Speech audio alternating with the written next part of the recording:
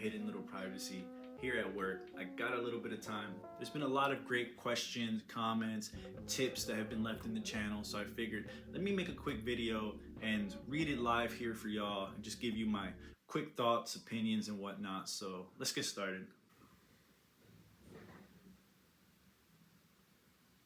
Okay, Johnny Speck says, I love watching your videos, man. Super inspirational, but I gotta start putting some things down. I keep watching videos and not doing it. Still, man, keep doing you. So awesome watching these. Thank you, Johnny Specs. Don't worry about it.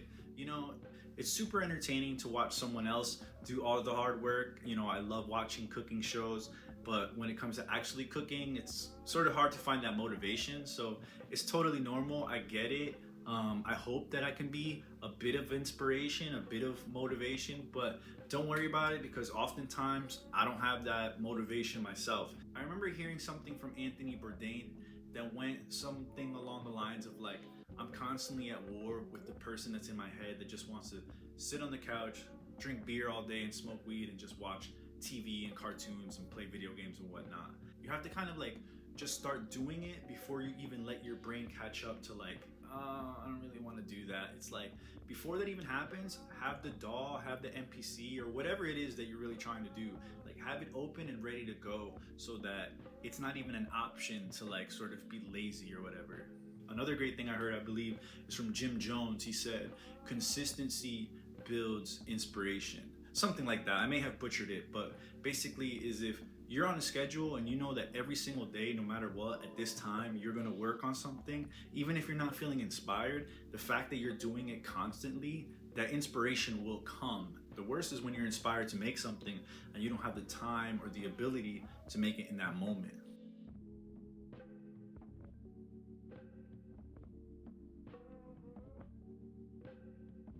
Okay, Portrasoft asks, so hyped on this. What case you got for the PO33 looks perfect. That is a case that I got on Beatmaker Boutique. I'm gonna put it up there on the screen. There's a bunch of these. There's like a Game Boy one. I think there's one for the SP as well. It's not really cheap for a case, but I think it's like totally worth it, and it looks cool, and it actually does add extra functionality to the PO33 because it makes the pads sort of easier to hit. Similar to putting your phone inside of like a cup and the sound sort of like radiates out, it does the same thing with the PO33. So I don't think I could ever go back to just like a PO33 without a case. Like,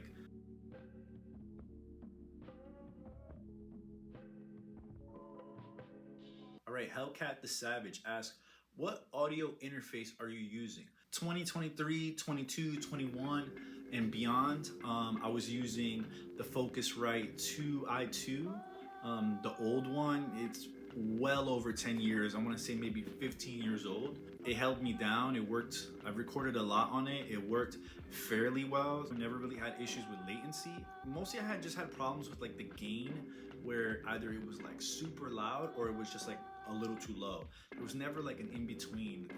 So I'm doing this video in a quiet place at my job with the built-in mic from the iPad, but at home I'm now using the Zoom R4 multi-track. I've been wanting to make a video, I haven't had the time, but yeah, and you can use it as an audio interface. You can record directly onto it, and it's actually a 4-track recorder, so you can build whole songs on it. You don't need a computer, you don't need an iPad. There's like built-in effects and compressors and all that.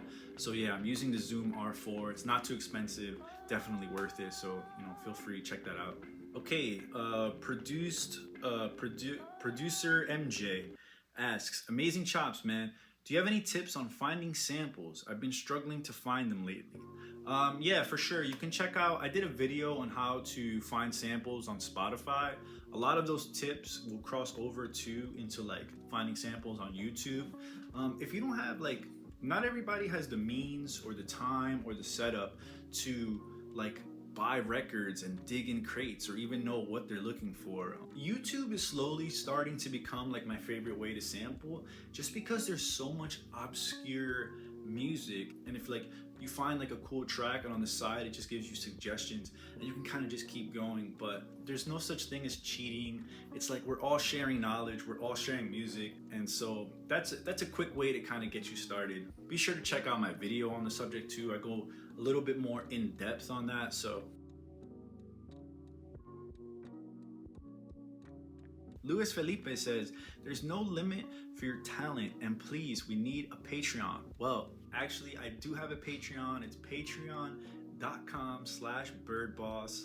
It's a lot of different things. It's a sketch pad, experimental stuff that's not ready quite for YouTube, or maybe not appropriate for the channel.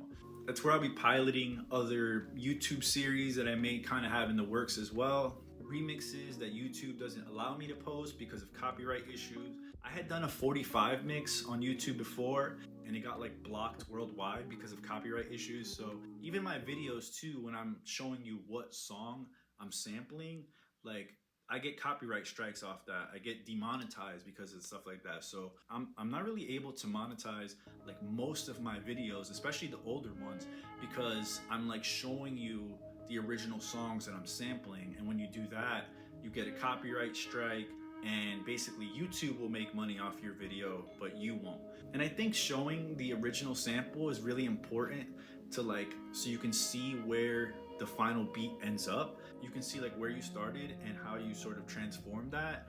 And it's getting harder and harder to do that on YouTube. So my Patreon is where I'm going to be posting, like I'll make a video and I'll have like a YouTube edit, but then also like the Patreon will be the full length with the full samples and stuff like that. I like to remix like music videos too. One thing YouTube does as well is when they see that you've taken like a clip of a music video, like I did in my Andre 3000 video, they sort of like suppress the video. They try not to push it into the algorithm. So doing something like a bunch of remixed videos, especially if it's like real music videos, YouTube will just squash it and they won't share it with people. Like they won't share it to my subscribers. They'll share it to like less than like 1% of the people that are watching my videos. So the Patreon kind of like allows me to still have my own platform and sort of do things the way that I want to do them.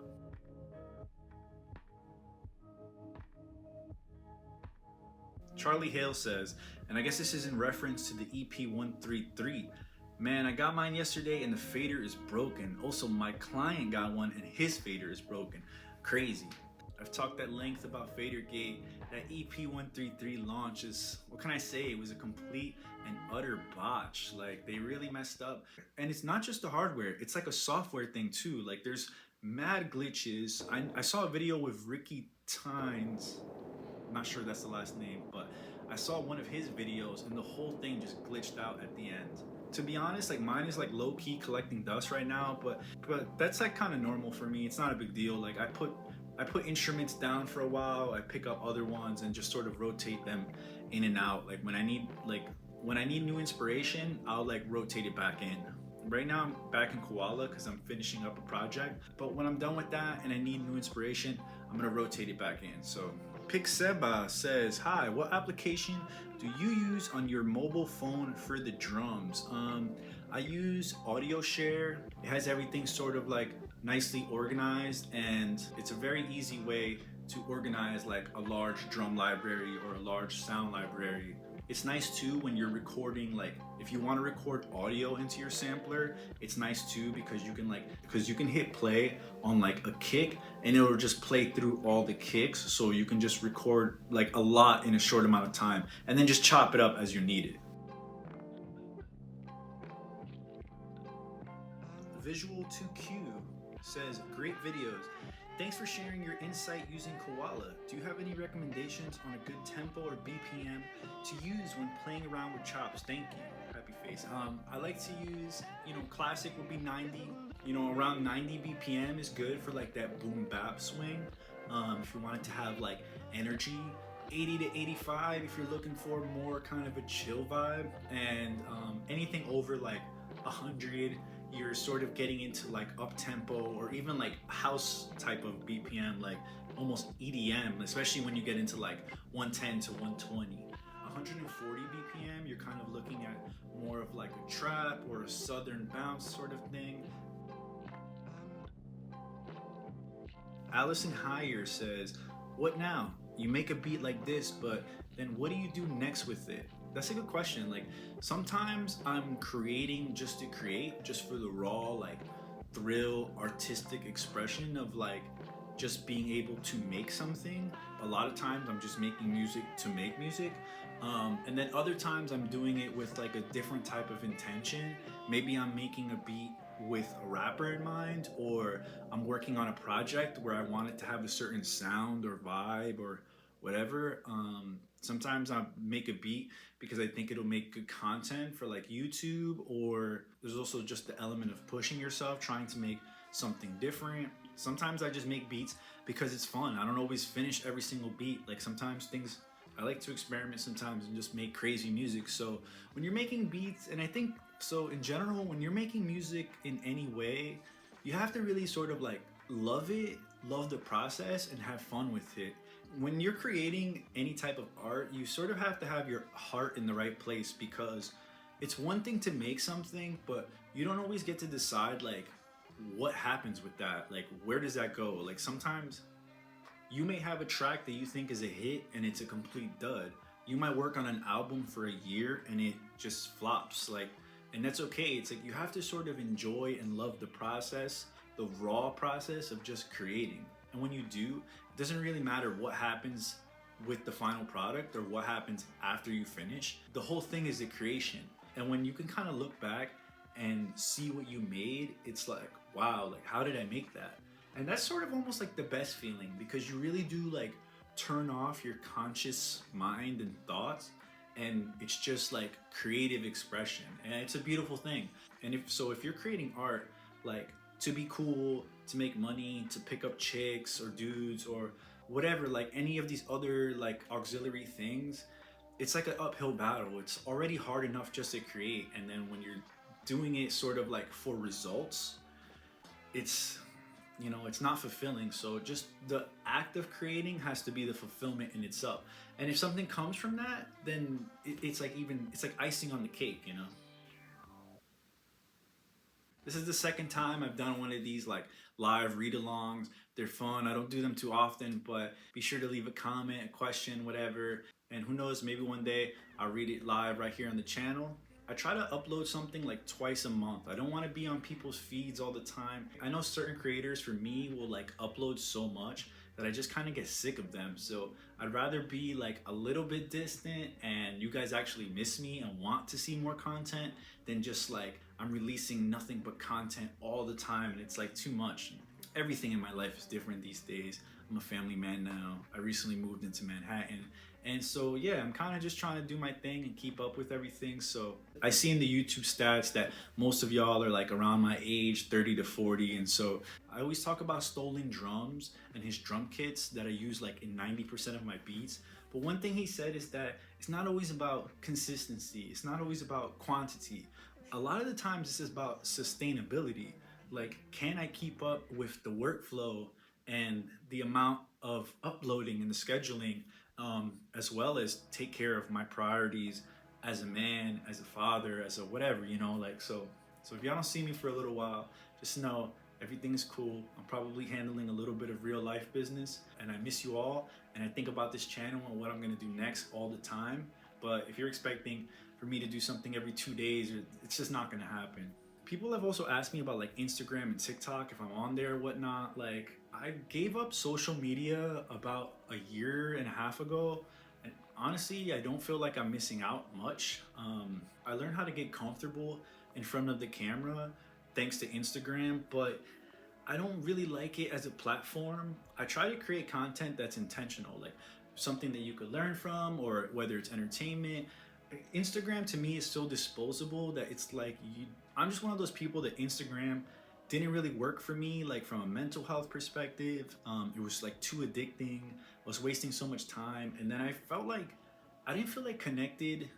Forget like the producer community. I felt like I was competing with everyone. Like everything I was doing was like not good enough compared to the next person. And I don't feel that way with my YouTube channel. It's just literally like my own platform, and I don't really care what anyone else is doing outside of it.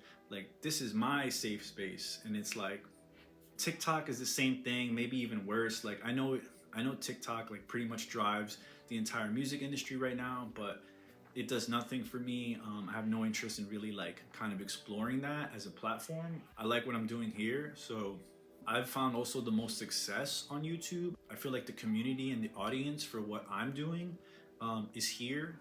And I appreciate that you guys like my perspective and my voice. I feel like there's a good chunk of y'all that are here, not just for like beats, but really just for my personality and what I'm doing, which is like great. I'm just building something off of being myself.